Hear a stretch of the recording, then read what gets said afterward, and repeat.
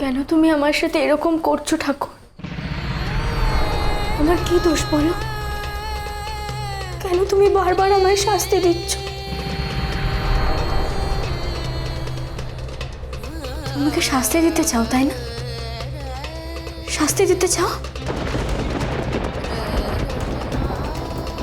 ঠিক আছে, ঠিক আছে, তুমি আমাকে শাস্তি দাও, শাস্তি দাও, তুমি আমায় শাস্তি দাও, শাস্তি দাও, দাও শাস্তি দাও। আমাকে আর কত অপমান সহ্য করতে হবে বলো? আমাকে আর কত অপমান সহ্য করতে হবে? আর কত ঝড় বয়ে যাবে আমার জীবনের ওপর দিয়ে? আমারও তো সহ্যের একটা সীমা আছে, আমারও তো সহ্যের একটা সীমা আছে। আমি আর কত সহ্য করব? ছোটবেলা থেকে কখনো আমি সুখের মুখ দেখিনি, কখনো ভালোবাসা পাইনি। আর এই সবকিছু যখন তুমি আমাকে দিলে, ঠিক তখনই তুমি আমার কাছ থেকে সবকিছু কেড়ে নিলে। আমার কাছের মানুষটা কেউ আমায় চিনতে পারছে না। আমাকে এখন প্রমাণ দিতে হবে, নিজের সন্তানের কাছে গেলেও আমাকে প্রমাণ দিতে হবে যে আমি তার মা। আমার সংসার ফিরে পেতে গেলে আমাকে প্রমাণ করতে হবে যে আমি মিনু। সবাইকে বোঝাতে হবে মিনু মারা যায়নি, মিনু বেঁচে আছে। কেন বলো? এত প্রমাণ কেন আমি দেবো? আমি সবসময় কেন এত প্রমাণ দেবো? বলো বলো বলো, সবসময় কেন আমাকে এত প্রমাণ দিতে হবে? বলো বলো বলো, কেন এত প্রমাণ দিতে হবে? বলো, তুমি বলো না। আমাকে যখন তুমি এত কিছু দিয়েছিলে, তাহলে কেন এইভাবে এক এক করে সবকিছু কেড়ে নিলে? কেন তুমি প্রত্যেকটা মুহূর্তে আমাকে এতটা যন্ত্রণা দিচ্ছ, এত কষ্ট আমাকে কেন দিচ্ছ শুধু আমি মেয়ে বলে? বলো, তুমিও তো একজন মা। মায়ের কোল থেকে যদি সন্তানকে কেড়ে নেওয়া হয় তাহলে কি কষ্ট হয় তুমি সেটা বোঝো না? তাহলে কেন বুঝতে পারছো না তুমি আমার কষ্টটা? আচ্ছা আচ্ছা, পূজা বলে কি সত্যি কেউ আছে?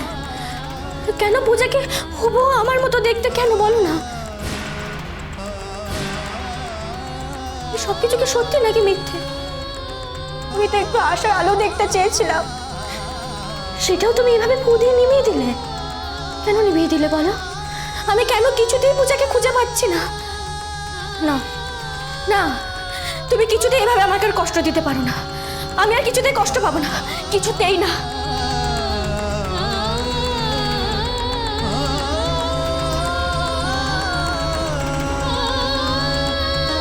আজ তোমাকে কিছু একটা সমাধান দিতেই হবে ঠাকুর। যতক্ষণে তুমি কিছু বলবে আমি এখান থেকে এক পাও নড়বো না। দেখি দেখি তুমি কতক্ষণ চুপ করে থাকতে পারো।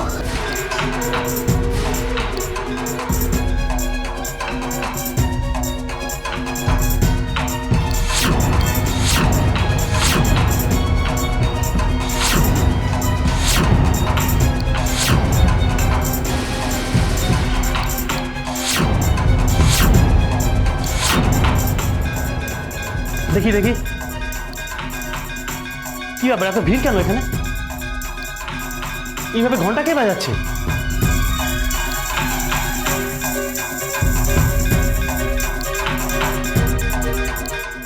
পূজা বৌদি,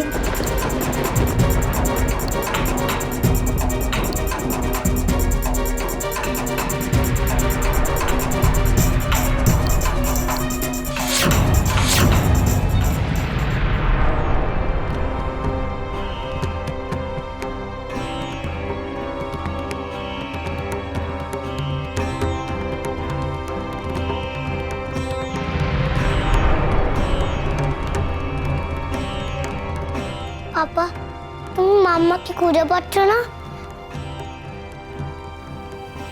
না মাম্মা, আমি খুঁজে পাচ্ছি না। আমি জানি না তোমার মাম্মা কোথায় গেছে।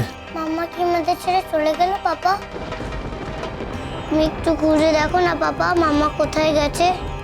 সে নিজে থেকে হারিয়ে যেতে চায়, তাকে কি করে খুঁজে বের করবো বলো তো? মাম্মা, অনেক জায়গায় খুঁজে দেখেছি আমি, কিন্তু কোথাও যে পেলাম না। মাম্মা কোথায় গেল? আর যদি না ফিরে আসে? মাম্মাম তো ছোট নয়, মাম্মাম ঠিক ফিরে আসবে। নিশ্চয়ই কোনো একটা দরকারি কাজে গেছে মাম্মা। হ্যাঁ, কোথায় গেছে? বাইরে কোথাও গেলে তো মাম্মা এত দেরি করে না। দেখুন পূজা এই বাড়িতে এসেছিল কিন্তু আমরা ওকে ইমিডিয়েটলি বলে দিয়েছি এখান থেকে চলে যেতে, আর স্পষ্টভাবে বুঝিয়ে দিয়েছি যাতে ও যেন এই বাড়িতে আর না আসে। যদি কোনো অ্যাক্সিডেন্ট হয় পূজার, না না না, আমি ভাবতে পারছি না আর। দিনের পর দিন এইভাবে কি যে করব। একটা কাজ করুন মিস্টার মিত্র, আপনারা দুজনে মানে আপনি আর পূজা আপনারা একসঙ্গে বসুন, দুজনে কথা বলুন, একে অপরের কথা শুনুন এবং শুনে দেখুন যে এক্স্যাক্টলি আপনারা দুজনে কি চান। না, আজ পূজা ফিরলে এবার সিরিয়াসলি একটা আলোচনার দরকার। বাচ্চাটার মনে কি ভীষণ এফেক্ট করছে এই ব্যাপারগুলো, সেটা এবার ভাবতে হবে পূজাকে। পাপা চলো না আমরা দুজন মিলে মাম্মামকে খুঁজতে বেরোই। মাম্মাম বোকার মতো কথা বলো না। আচ্ছা ডক্টর আঙ্কেল তোমাকে কি বলেছেন না তুমি অসুস্থ, তোমায় রেস্ট নিতে? মাম্মা ঠিক এসে যাবে, তুমি একটু শুয়ে থাকো কেমন? তুমি তো মাম্মাকে ফোন করতে পারো।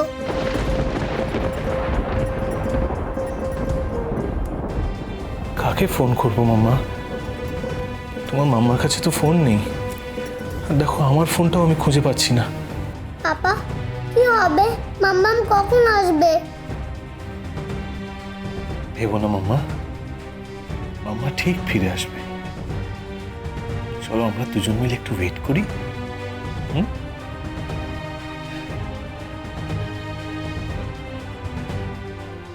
আপনি চেনেন পূজাকে? হ্যাঁ, না চেনার কি আছে, আপনি তো পূজা বৌদি। আরে আমার ক্লাসমেট জয়রাজের স্ত্রী। তা আপনি এখানে, আপনার কি হয়েছে এরকম অবস্থা? না না, তেমন কিছু না তো। আপনি চিনতে পারছেন না তো? আপনার দিল্লি বাড়িতে কতবার গেছি বলুন তো? তালুকদার।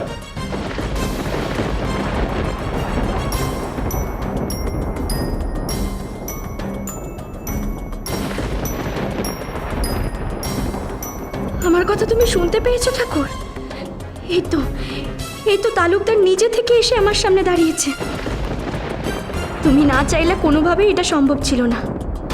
আমি জানতাম তুমি আছো ঠাকুর, তুমি আমাকে ঠিক বাঁচাবেই। কি এখনো চিনতে পারলেন না তো? না না না, কেন চিনতে পারবো না? আমি চিনতে পেরেছি তো। আপনি তো আমাদের বাড়িতে গেছেন আমাদের বিয়ের পর। বিয়ের পরে কেন, তারপরে তো অনেকবার গেছি। একবার বিনা নোটিসে তো আপনার বাড়িতে গেছিলাম মাঝরাতে, ঝমঝমিয়ে বৃষ্টি পড়ছে, আমার ফ্লাইট ক্যান্সেল হয়ে গেছিলো। আপনি তাকে ঘুম ভাঙিয়ে রান্না বান্না করে কি বৃষ্টি কাণ্ড বলুন তো। মনে আছে সেই রাতে তো আপনি নিজে হাতে বোনা খিচুড়ি আর ভাপা ইলিশ খাইয়েছিলেন আমাকে। হ্যাঁ হ্যাঁ, ঠিক তো। তো জয় কোথায়? পুজো দিতে আসেনি? ও, ওর তো আবার এসবের বিশেষ মন টন নেই। তো কি করছে বাড়িতে? তেমন কিছু নয়, জানেনই তো দিল্লিতে থাকলে কত কাজের মধ্যেও বিজি থাকে, মিটিং, তারপরে কনফারেন্স। এখানে এলেই তো একটু টাইম পায়, তাই ও রেস্ট নিচ্ছে। প্রবাবলি ও আমাকে একবার ফোন করেছিল, আমি ওকে বলেছিলাম যে সময় করে আমার অফিসে একবার চলে আসতে, আড্ডা দেবো। কতদিন ভালো করে আড্ডা দিইনি বলুন তো। তারপর সাডেনলি কলটা ডিসকানেক্ট হয়ে গেল, আর তারপর থেকে অনেকবার ট্রাই করেছি, ফোন সুইচ অফ বলছে। না, ব্যাটা নিশ্চয়ই ঘুমিয়ে পড়েছে। যাই হোক, আপনি যে আমাকে চিনতে পেরেছেন অ্যাট লাস্ট, এটাই অনেক।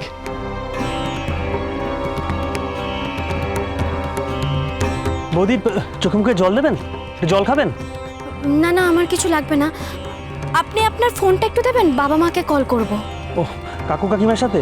হ্যাঁ, অ্যাকচুয়ালি আমার ফোনের চার্জটা একদম শেষ হয়ে গেছে, দিন না, আপনি ডায়াল করে দিন। আচ্ছা।